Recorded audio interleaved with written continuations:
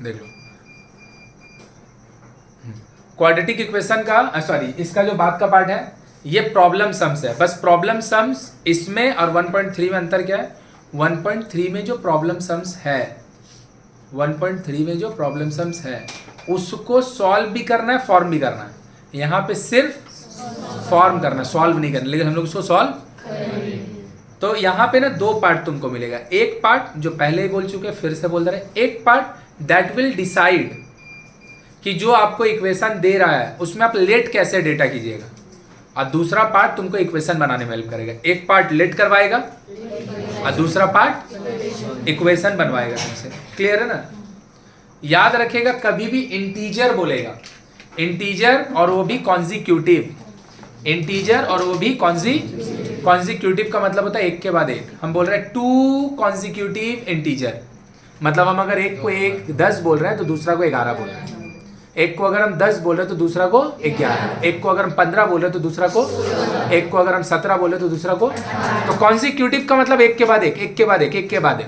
तो अगर हम बोलेंगे 2 कॉन्जिक्यूटिव इंटीजर को, एक को अगर हम x बोल दें, x, तो दूसरा को x+1 नहीं बोल देंगे। अबे एक ज्यादा, तो कॉन्जिक्यूटिव इंटीजर का मतलब एक के बाद एक, एक के बाद एक, एक के बाद एक। तो अगर हम बोलेंगे 3 कॉन्जिक्यूटिव इंटीजर, तो भैया एक अगर 10 होगा, दूसरा 11 होगा, तीसरा 12 होगा।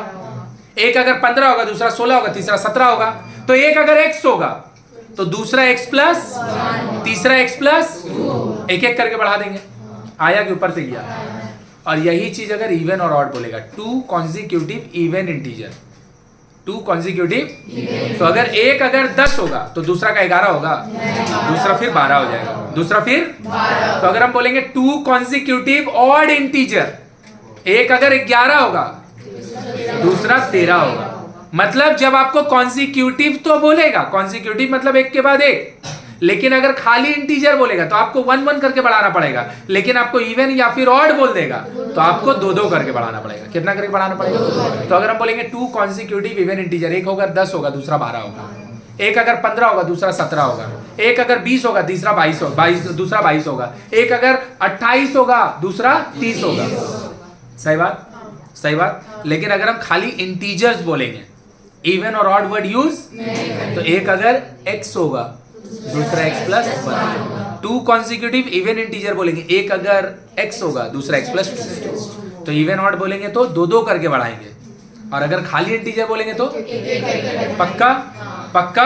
तो ये चारों क्वेश्चन बन गया। 4 है, 3 है, तीनों क्वेश्चन बन गया। देखो ध्यान से क्या बोल रहा है, ध्यान से देखेगा। और हम बता दे रहे हैं दिस इज एक्सरसाइज 1.1, जिसमें अभी कम से कम 10-12 ठो इक्वेशन है जो कि प्रॉब्लम सम्स का है। किसका है? किसका है? लेकिन यहाँ पे खाली कंस्ट्रक्ट करने बोल दिया, सॉल्व एग्जाम में यहीं से सॉल्व वाला भी दे देता है। नहीं समझा? अरे भैया वो तुमको फॉर्मेशन करने जब देवे किया है तो फॉर्मेशन का साथ का तुमको सॉल्व करने भी नहीं दे देगा। तो यहां से क्वेश्चन एग्जाम में दे देता है। ले फेसबुक पे लिखवा लेना ना। यहां से रुक जा मेरा भाई, यहां से एग्जाम में सॉल्व भी करने दे देता है। बस खाली यहां पे हम लोग को क्वेश्चन में दिया खाली कंस्ट्रक्ट करने को। बोलो क्लियर है? चलो भैया पढ़ते हैं क्वेश्चन, कितना इजी है देख लो। खाली कॉन्जिक्यूटिव मतलब एक एक करके बढ़ाइए। कॉन्जिक्यूटिव इवन और ऑड बोलेगा तो आप बस इसी से आपका क्वेश्चन बन जाएगा। 1 2 पहले नीचे वाला दोनों बना रहे, फिर ऊपर का बनाएंगे। ठीक है? बोल रहा है the product of 2 consecutive positive हो गया। किसका बात कर रहा है? Odd number. तो हम अगर बोलेंगे let the 2 consecutive odd numbers are, एक को अगर x बोलेंगे तो दूसरा को, वेरी गुड, ऑड बोला है ना। ऑड इवन बोलेगा तो 2 करके बढ़ाएंगे। सही बात। और हम नहीं बोले मेरा भैया, उन लोग बोल रहा है दोनों का प्रोडक्ट मतलब मल्टीप्लाई कीजिए, और प्रोडक्ट कितना है? 143। According to sum x into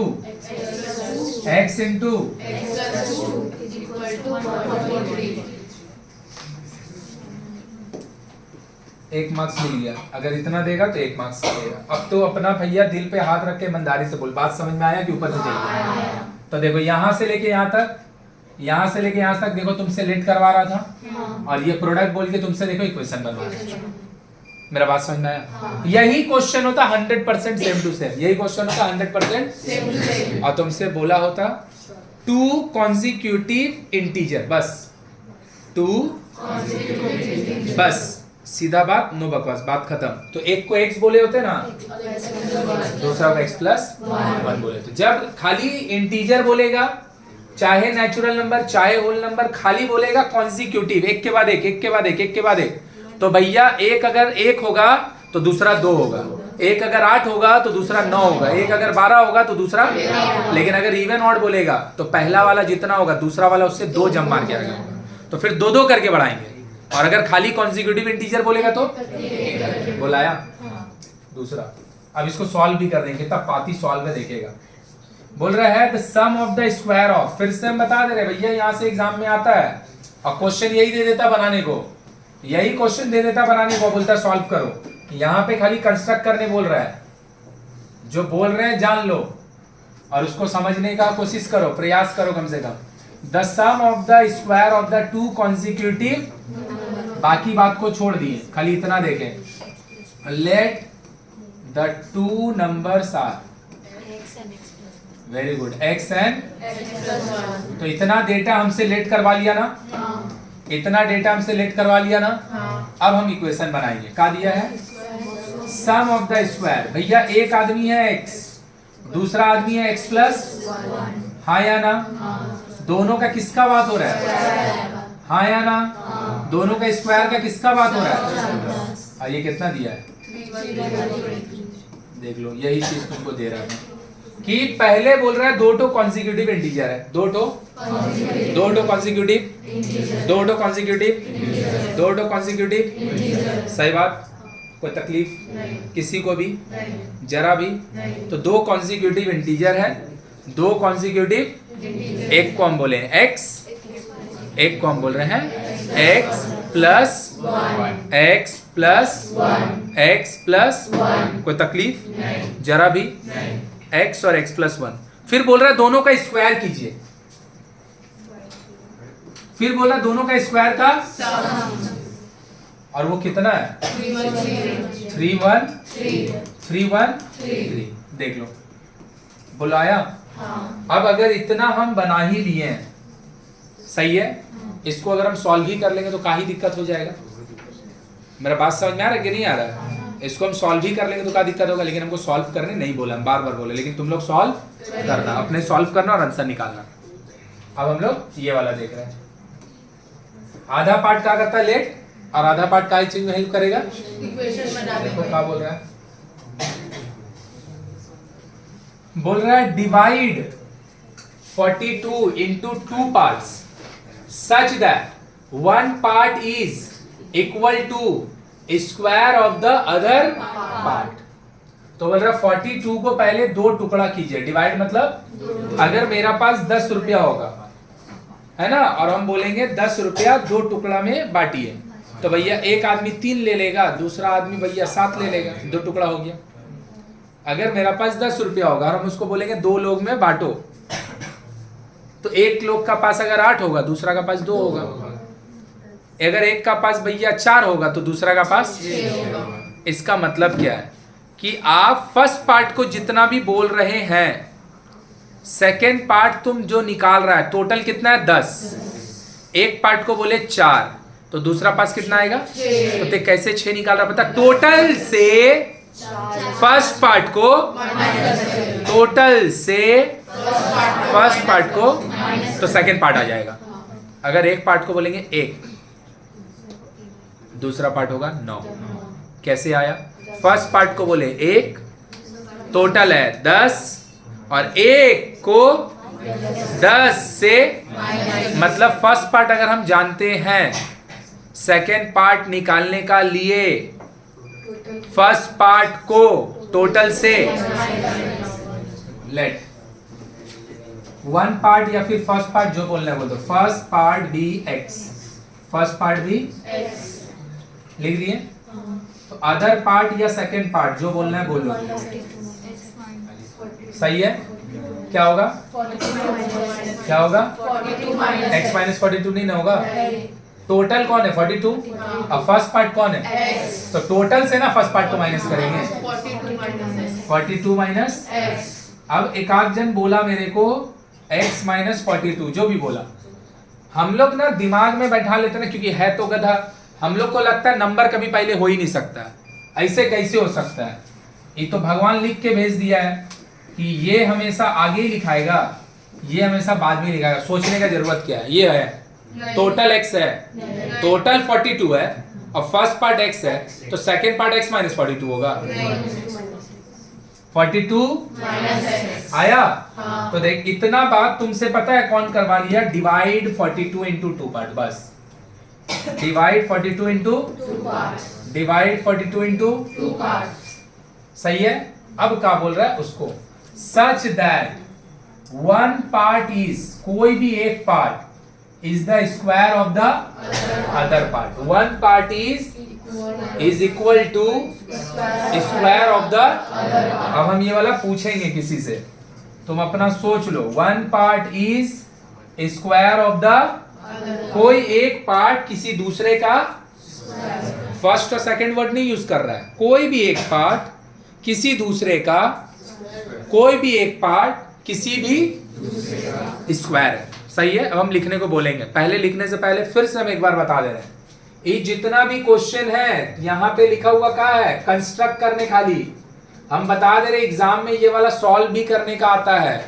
तो इस सबको जाके घर पे आदमी जैसा इंसान जैसा सॉल्व कर लेना समझ में आया क्योंकि इतना अगर हम कर ही ले रहे हैं 1.3 हम लोग देख ही चुके हैं तो मिडिल टर्म फैक्टराइज करके फॉर 143 को लेफ्ट में ले आएंगे x square into 2x minus 140 middle term करके मिडिल टर्म उसको सॉल्व ही कर ले तो उसमें क्या बिगड़ा हुआ समझ में आया कि नहीं समझ में आया इसीलिए ये वाला खाली देता नहीं है फॉर्म करने को सॉल्व वाला जो क्वेश्चन है ना उसमें भी देता है अगर तुमको फॉर्म करने दिया तो इतना आंसर होगा और सॉल्व करने दिया तो फिर मिडिल टर्म अपने से इस पे लिखो और हाथ उठाएगा बोलेगा नहीं कोई और अगर दिमाग में है तो दिमागी में रखो लिखो मत कि इसका क्या होगा इक्वेशन लिखने की कुछ जरूरत नहीं देख के समझने का है इंग्लिश नहीं समझ में आएगा नहीं होगा लिखने से थोड़ी आ जाएगा देख लो देख के समझो और मेरे को बोलो कि क्या इसका इक्वेशन होगा is square of the other one part is square of the one part is square of the other कौन बोलेगा x equals to 42 minus x whole square. x equal to 42 minus x. 42 minus ठीक है और किसी को कोई दूसरा answer लग रहा है x square, x square equal to 42 minus x, 42 minus x, सही बात ये वाला बोलना चाह रहा था सबको ही कि ये वाला कोई आदमी ऐसा है जिसको लग रहा दोनों में से कोई भी लिखे होता तो सही होता कोई भी आदमी ऐसा है नहीं है समझ ही में नहीं आया दोनों में से कोई भी लिखेंगे एक ही बात है दोनों में से कोई भी लिखेंगे वो बोल रहा है कोई भी एक पार्ट का स्क्वायर कीजिएगा वो दूसरे वाले का बराबर होगा कोई भी एक पार्ट का वो थोड़ी बोला फर्स्ट पार्ट का कीजिएगा कि अदर पार्ट का कीजिएगा फर्स्ट का कीजिएगा कि सेकंड का कीजिएगा वो बोल रहा है किसी भी एक का स्क्वायर करो वो दूसरे का बराबर होगा तो भैया तुम लोग क्या किया इसका स्क्वायर किया और उसको दूसरा का बराबर किया वो क्या करी इसका स्क्वायर करी और उसको इसका बराबर करी दोनों सही है नहीं समझ में आया जिसको समझ में आया इक्वेशन की दोनों में से कोई भी लिखे होते सही होता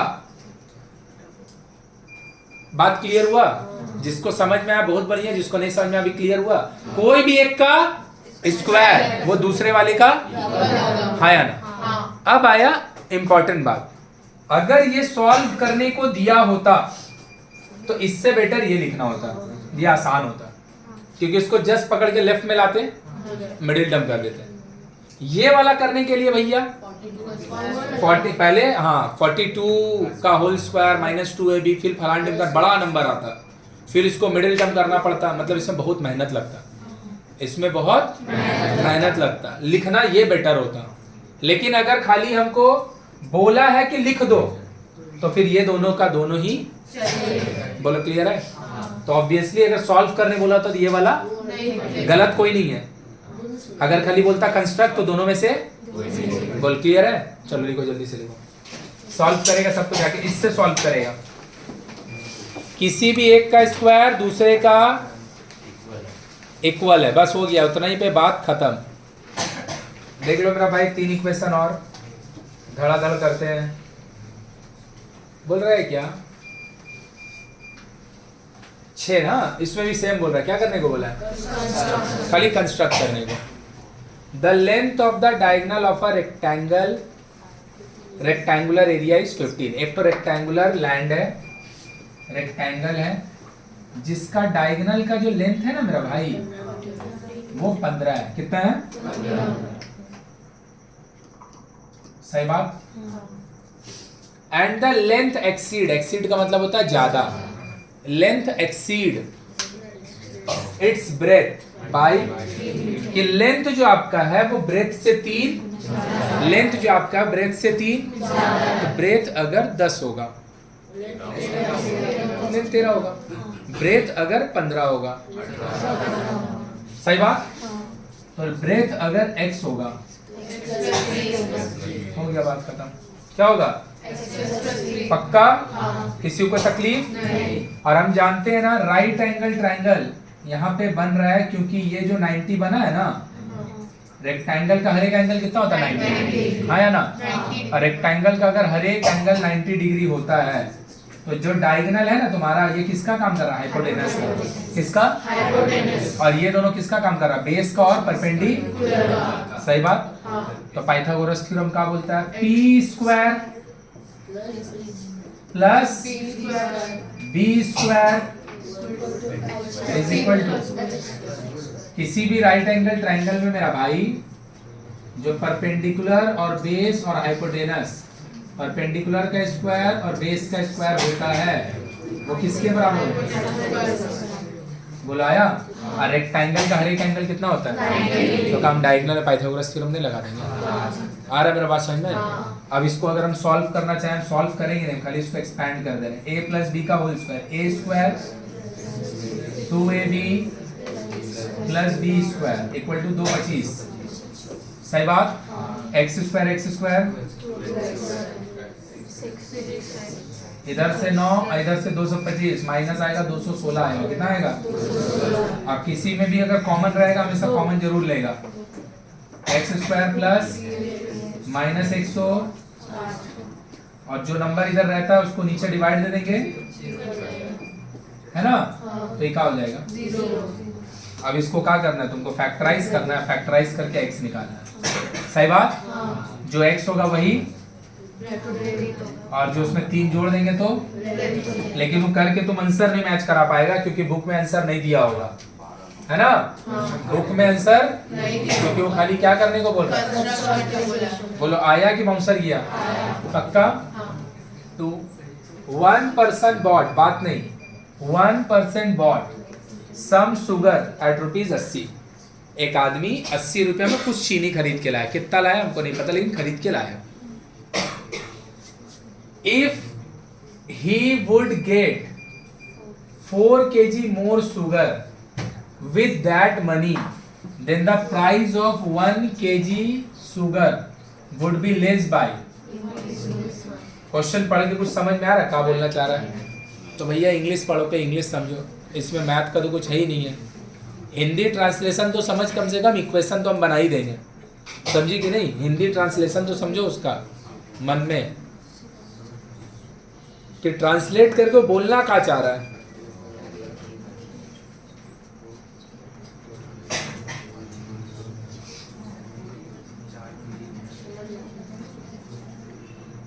आया ट्रांसलेशन अभी समझ में? कैसे समझ में आया? नहीं आया? इंग्लिश समझना पड़ेगा भाई, इंग्लिश समझना पड़ेगा ना। हम इक्वेशन फॉर्मेशन कर देंगे, हम लेट करवा देंगे, इक्वेशन बना देंगे, लेकिन तेरे को हिंदी तो समझना पड़ेगा। बोलना क्या चाह रहा है, क्या बोलना चाह रहा है? एक आदमी शुगर चीनी खरीद रहा है 80 रुपया पे। सही बात, रुक जाओ। हाँ। और अगर वो 4 केजी ज्यादा शुगर लेता उसी पैसे से, तो फिर उसको 1 केजी शुगर का काम दाम 1 रुपया कम पड़ता है। हो गया। तो यही तो समझना है ना, वो हिंदी ट्रांसलेशन तो समझना पड़ेगा कि एक आदमी 80 रुपया का चीनी खरीद के लाया। सही बात। हाँ। जो भी चीनी का 1 केजी का दाम था, जो भी दाम था, 5 रुपया केजी, 10 रुपया केजी, 50 रुपया, जो भी दाम था, अगर हर एक केजी का दाम 1 रुपया कम होता और वो तब भी अगर 80 रुपया ही का खरीदता तो उसको 4 केजी ज्यादा चीनी मिलता। 4 केजी मान लो कि 1 केजी चीनी का 10 रुपया दाम है सपोज, तो उसको जितना चीनी मिलता, अगर 1 केजी का दाम 10 का जगह 9 रुपया पर केजी होता और तब भी अगर वो 80 रुपया का ही चीनी जाके खरीदता तो उसको ज्यादा चीनी मिलता ना। नहीं समझा मेरा बात। हम गए दुकानदार का पास, दुकानदार को बोले भैया 80 रुपया का चीनी दो। कितना रुपया पर केजी हमको नहीं पता, 80 रुपया का दो। दुकानदार दे दिया। कल तू जाके किया और बोला भैया हमको 80 रुपया का पर केजी दो। दुकानदार बोला भैया चीनी का दाम थोड़ा सा पर केजी का हिसाब से कम हो गया है। तुम बोला ठीक है कोई बात नहीं है, तब भी हमको 80 रुपया का दो।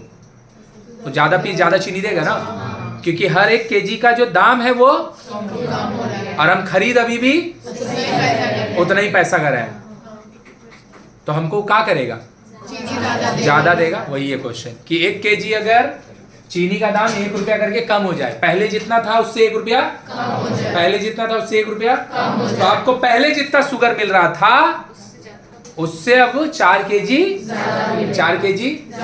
कॉमन सेंस यही होना चाहिए। कहीं पे भी क्वेश्चन में लिखा है कि पहले भी वो 80 रुपया गिना था, बाद में भी वो 80 रुपया गिना, वो लिखेगा कहीं तो बाय डिफॉल्ट वर्ड है ना। अगर वो बाद में 80 का जगह कम रुपया का खरीदता तो उसको बताता ना क्वेश्चन में। नहीं बताने का मतलब भी है कि पहले भी वो जितना खरीद रहा था, समझ में आया। हम हर महीने तुमको बोलते हैं कि फीस लेके आना, तो कितना रुपया लेके आना, इसका मतलब ये क्या, तो सेम है ना। अगर हम चेंज करेंगे तो ना बताएंगे। मेरा बात समझा, घबराओ मत, हम बदलेंगे नहीं, ना और नहीं चाहिए हमको। घबराओ मत, डर गया कि अगला महीना ऐसा नहीं नोटिस दे दिया और नहीं कमेगा भाई।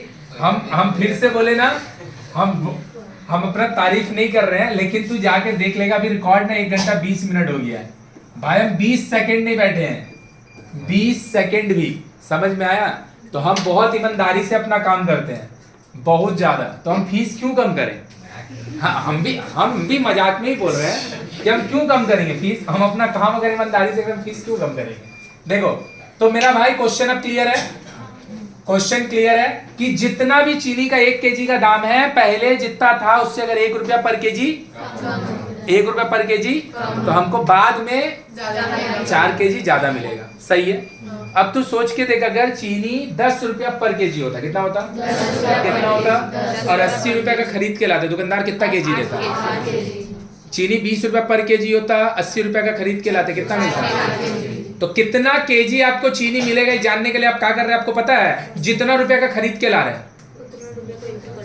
हैं, डिवाइड दे रहे हैं, जितना रुपया का हम खरीद के ला रहे हैं उसका रुपया को ऊपर लिख रहे हैं, और 1 केजी का जितना दाम है उसको नीचे लिख रहे हैं, लिख के डिवाइड मार दे रहे हैं। हम बोले कि 80 रुपया का चीनी खरीद के लाए, 1 केजी चीनी का दाम है 10 रुपया, तो 8 केजी कैसे निकाला, मल्टीप्लाई करके निकाला है। 80 रुपया का खरीद के लाए, मनी को ऊपर लिख दिए, और 1 केजी का जितना दाम है उसको डिवाइड मार दिए, हमको केजी पता चल गया।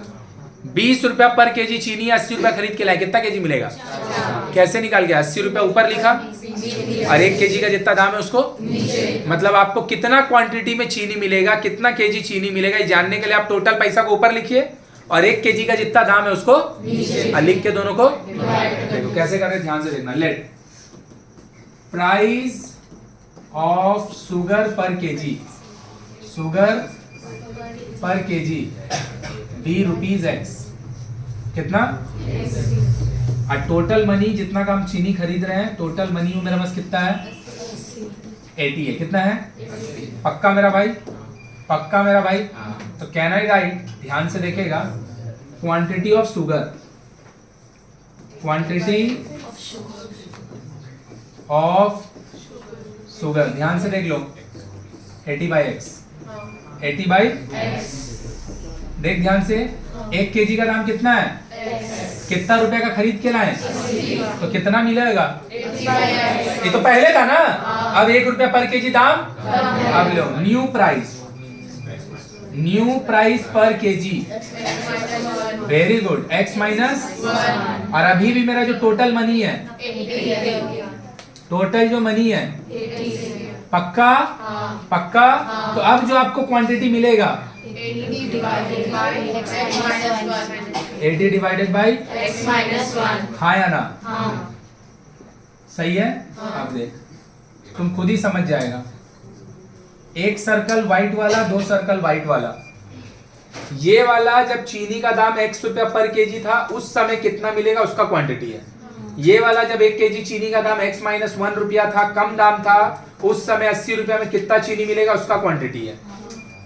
तो ये क्वांटिटी ज्यादा ना होगा? नीचे वाला क्वांटिटी ज्यादा होगा क्योंकि नीचे वाला में पर केजी का दाम और अगर पर केजी का दाम कम होगा तो अल्टीमेट जो क्वांटिटी होगा।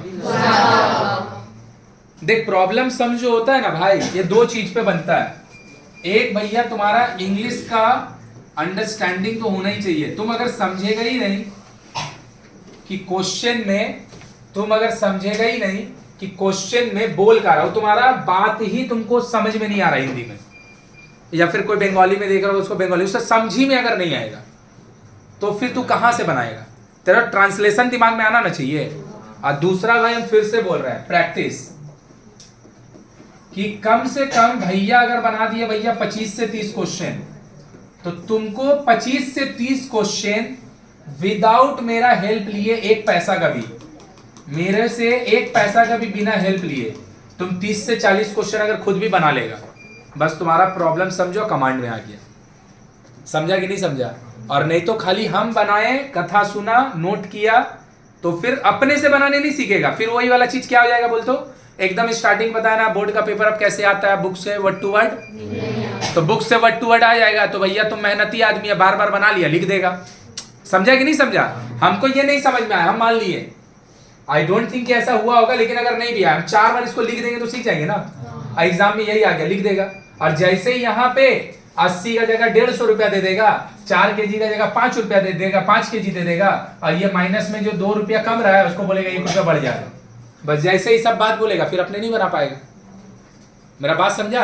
अपने से बनाने के लिए तुमको भैया क्वेश्चन से अटैच होके प्रॉब्लम सम 20 ठो, 30 ठो, 40 ठो बिना एक पैसा का भी हेल्प लिए अपने से तुमको इक्वेशन का फॉर्मेशन, जैसे यहाँ पे हम करने जा रहे हैं। इन दोनों में कौन क्वांटिटी ज्यादा है? ये नहीं है ना? ये है। यहाँ पे 1 केजी का दाम ज्यादा है, 1 केजी का दाम ज्यादा है, तो भैया 80 रुपए में कम ना मिलेगा। और यहाँ पे 1 केजी का दाम तो 80 रुपए में ज्यादा मिलेगा। तो ज्यादा माइनस कम अकॉर्डिंग टू सम कैसे लिखते हैं? ज्यादा जो क्वांटिटी है उसको पहले, कम वाला को इक्वल टू। आया कि नहीं आया? आया कि नहीं आया? और सब कोई भाई इतना करने के बाद इसको उल्टा लिख देता है, क्योंकि उसको लगता है ये पहले लिखा हुआ है, ये कैसे कम हो सकता है? कोई मेरा भाई है, पहले पैदा हुआ, उसका उम्र कम कैसे हो सकता है? यहाँ भाई नहीं पैदा हो रहा है, यहाँ इक्वेशन बन रहा है। हाँ, ऊपर ज्यादा होगा कि नीचे ज्यादा होगा समझने का चीज है। यहाँ पे 1 केजी का दाम तो क्वांटिटी, और यहाँ पे 1 केजी का दाम ज्यादा है तो क्वांटिटी ज्यादा, क्वांटिटी माइनस कम क्वांटिटी इक्वल टू दोनों का डिफरेंस। बोलाया? और सबको सॉल्व करेगा, नेक्स्ट डे चेक करेंगे। छापो जल्दी, 3-2 बन गया ना? जल्दी जल्दी लिखो। अब एक तो फिर से नया कॉन्सेप्ट आया है जिसको हम लोग बोलते हैं अपस्ट्रीम डाउनस्ट्रीम, है ना? The velocity of the stream is इतना and the total time taken this by इतना अपस्ट्रीम। हाँ ठीक, चलो। तो अपस्ट्रीम डाउनस्ट्रीम क्या होता है? इसके ऊपर 2 टाइप का क्वेश्चन है, एक 1.4 में है और एक यहाँ पे है। फिर से मेरा बात समझ में आ रहा है? ये एक्सरसाइज इज एक्चुअली गुड। क्यों पता है? तुमको इक्वेशन का खाली फॉर्मेशन करवा रहा है, लेकिन प्रॉब्लम सम्स तो दिया है ना रे भाई, पार्ट हो नहीं समझा? तो अगर इस हिसाब से अगर देखेगा तो इस एक्सरसाइज में ना टोटल देख ध्यान से, इसमें कितना प्रॉब्लम सम्स है? 8 है ना? 6 नंबर में गेट हुआ 8। अब 5 नंबर में पता है इसके पीछे शायद 5 नंबर में कितना है? 3। तो टोटल पता है 11 ठो और प्रॉब्लम सम्स मिल गया। कितना? 11। अब अगर तुमको याद होगा 1.3 में नॉट हुआ है, कितना है? तो कितना हो गया पता है? 11 और 9 20। और 1.4 में 1.4 में लगभग 11 या 12 टो हमको जैसा याद है, तो कितना हो गया? 32। और 32 क्वेश्चन हम कर दे रहे हैं। तो भैया अगर तुम एकदम क्वेश्चन नहीं बनाएगा, तुम खुद से ही सोच के देखो, एकदम क्वेश्चन अगर नहीं बनाएगा तो तुम सीखेगा कैसे? हम ही अगर सब बनाएंगे तो हम कॉन्सेप्ट ना बता सकते हैं। ये कहानी बार बार हम क्यों बोल रहे हैं? किसी का दिमाग है थोड़ा सा? ये बार बार हम क्यों बोल रहे हैं कि तुम अपने से नहीं बनाएगा तो कैसे सीखेगा? इसका मतलब क्या है कि अपने से बनाना पड़ेगा। तो हम होमवर्क देंगे अभी, उसको जाके बनाएगा। इसीलिए जितना भी वैरायटी ऑफ क्वेश्चन है उसका हम कॉन्सेप्ट को डिस्कस कर देना। तो अब एक तो चीज आता है जिसको बोलते हैं अपस्ट्रीम एंड डाउनस्ट्रीम। अपस्ट्रीम और डाउनस्ट्रीम का होता है भैया, जब कोई लहर पानी बह रहा है इस तरफ, और कोई एक जहाज है वो भी इसी तरफ जा रहा है ना, तो नाव का, जहाज का अपना खुद का कुछ स्पीड होगा और लहर भी उस तरीके से उसी तरफ जा रहा है, तो उसका स्पीड बढ़ जाएगा कि घट जाएगा? इसको डाउन स्ट्रीम बोलते हैं। क्या बोलते हैं? Down stream. डाउन में कोई चीज का स्पीड ज्यादा होगा कि कम होगा? ज्यादा होगा। तो डाउन स्ट्रीम का मतलब कि कोई एक नौका है, वो उसी डायरेक्शन में जा रहा है जिस डायरेक्शन में वेव चल रहा है, जिस डायरेक्शन में पानी बह रहा है। अप स्ट्रीम का होता है भाई, कोई एक लहर है वो इधर जा रहा है और जो नौका है वो इधर जा रहा है, इसको हम लोग बोलते हैं अप स्ट्रीम। अप में वेलोसिटी घटना चाहिए कि बढ़ना चाहिए? घटना चाहिए ना। तो ये वाला जो केस है ना, इसको हम लोग बोलते हैं डाउन द स्ट्रीम। और ये वाला जो केस है इसको हम लोग बोलते हैं up the stream. Up the stream, down the stream. Confusion हो जाता है सबको, सुन के लगता है अच्छा अप बोल रहा है ना, अप मतलब तो ऊपर होता है, ज्यादा होना चाहिए। नहीं, अप में कम होता है। तो कैसे उसको समझेगा? डाउन, या पानी बहने का बात हो रहा है। स्ट्रीम मतलब होता है लहर, वेव। तो डाउन का बात हो रहा है, डाउन मतलब नीचे का तरफ, नीचे का तरफ वेलोसिटी ज्यादा होगा और अप में तो डाउन स्ट्रीम का मतलब जिस तरफ वेव चल रहा है उसी तरफ पानी भी बह रहा है। सॉरी, जिस तरफ वेव चल रहा है नौका भी उसी डायरेक्शन में जा रहा है, उसको बोलते हैं हम लोग डाउन द स्ट्रीम।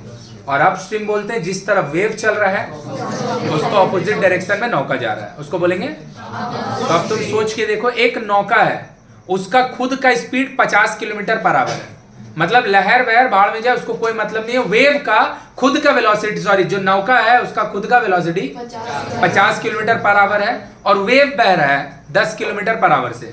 मतलब अगर नौका नहीं भी होगा तो वेव जो है अपना 10 किलोमीटर पर आवर का स्पीड से जाएगा। सही बात। तो डाउन स्ट्रीम में दोनों मिलके 60 नहीं हो जाएगा? 50 उसका खुद का, नौका का, जहाज का, और 10 वेव का, तो दोनों मिलके कितना हो जाएगा? 60। सही है। किसमें? डाउन में। अप में क्या होगा? नौका का स्पीड है 50, कुछ नहीं होता तो 50 से जाता।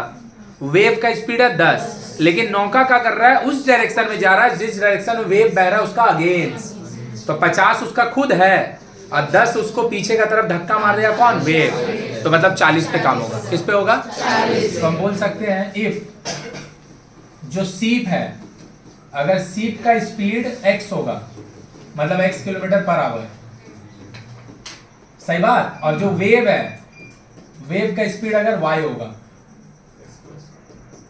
y किलोमीटर पर आवर, मतलब खाली वेव अगर चलता तो y से चलता और खाली सीप अगर चलता तो भैया डाउन स्ट्रीम का हो जाएगा, पता है? Down stream. Down stream, down stream जब हम बोलते हैं ना तो स्पीड बोलने का कुछ जरूरत नहीं है। डाउन का मतलब ही है कि जब वेव का डायरेक्शन में नौका जाएगा, जहाज जाएगा, तो उस समय कितना स्पीड होगा। और अप स्ट्रीम क्या हो जाएगा? x minus kilometre. बोले ये कॉन्सेप्ट पूरा क्लियर हुआ? डाउन स्ट्रीम का मतलब जिस डायरेक्शन में वेव जा रहा है उसी डायरेक्शन में नौका भी जा रहा है, तो दोनों मिलके स्पीड बढ़ा देगा। और अप स्ट्रीम का मतलब जिस डायरेक्शन में वेव जा रहा है नौका उसका ऑपोजिट जा रहा है, तो वो स्पीड को हटा दे। कोई दिक्कत नहीं है। तो तुम्हारा ये वाला क्वेश्चन बन गया। ये वाला भी नहीं बता रहे, इसमें थोड़ा प्रॉफिट एंड लॉस का कॉन्सेप्ट लगेगा। 5 नंबर बता रहे। बोल रहा है if the velocity of the stream is 2 kilometre per hour, कि जो वेव चल रहा है, स्ट्रीम मतलब वेव, उसका स्पीड कितना है? 2 किलोमीटर। मतलब जहाज का स्पीड नहीं दे रहा है लेकिन वेव का दे रहा है। सही बात। तो अपना मन से हम जो सीप है, सीप बोल रहा है, सीप नहीं बोल रहा ना, चल सीप आपका अपना मन से सीप बोल दे रहे हैं। सीप का स्पीड को अगर हम x ले लें, कितना ले लें? किलोमीटर। और हम नहीं बोल रहे, वेव का उन लोग खुद दे रहा है 2 किलोमीटर। तो डाउन का हो जाएगा down stream x plus km/h, और जो अप स्ट्रीम होगा x माइनस किलोमीटर। बोलेगा भैया तो यहाँ पे आप x और y ले रहे थे, अबे यहाँ पे भैया सीप वाला का नहीं दिया है, स्ट्रीम का दे रहा है ना, तो y हम काहे लेंगे, उसको 2 ना लेंगे? किसी को तकलीफ नहीं। तो बोल रहा है क्या, if the velocity of the stream is 2 km/h, then the total time taken by Ratan Manjhi to cover 21 kilometre in down the stream. Down the stream वो कितना जा रहा है? 21 किलोमीटर। एंड सेम डिस्टेंस, उतना ही डिस्टेंस जा रहा है, कैसे? कितना लग रहा है? मतलब वो 21 किलोमीटर डाउन द स्ट्रीम भी जा रहा है और 21 किलोमीटर, और दोनों मिला के ना उसको 10 घंटा लग रहा है। दोनों मिला के मान ले कि वेव ऐसे जा रहा है तुम लोग का तरफ, और नौका भी इसी तरफ जा रहा है, 21 किलोमीटर गए, और फिर वहां पहुंचने के बाद अगेंस्ट में फिर इधर आए 21 किलोमीटर। ये पूरा जर्नी करने में हमको 10 घंटा लगा। ये पूरा जर्नी करने में वही तो बात बोल रहा है कि the total time taken by Ratan Manjhi to cover 21 kilometre down the stream and the same distance, मतलब 21 किलोमीटर कितना देर लग रहा है? तो 10 घंटा क्या जाने का टाइम है, आने का टाइम है? जाने और आने का, और हम जानते हैं टाइम इक्वल टू का होता है distance by speed. Time equal to time taken down stream, time taken बुद्धि लगा के देखिएगा। टाइम का फॉर्मूला क्या होता है? डिस्टेंस बाय कितना दूर गए, और डाउन स्ट्रीम के समय कौन सा स्पीड यूज होगा? पक्की बात। अरे भैया टाइम निकाला है ना, तो क्या ये किलोमीटर होगा? किलोमीटर पर आवर होगा? ओनली आवर होगा। आया कि बाउंसर किया? अब देख, time taken upstream, time taken आया भी कितना, लेकिन कौन सा स्पीड से? इतना। ये टाइम कैसा है? ये टाइम हम नहीं बोल रहे, उन लोग बोल रहे हैं, पूरा टाइम मिला के।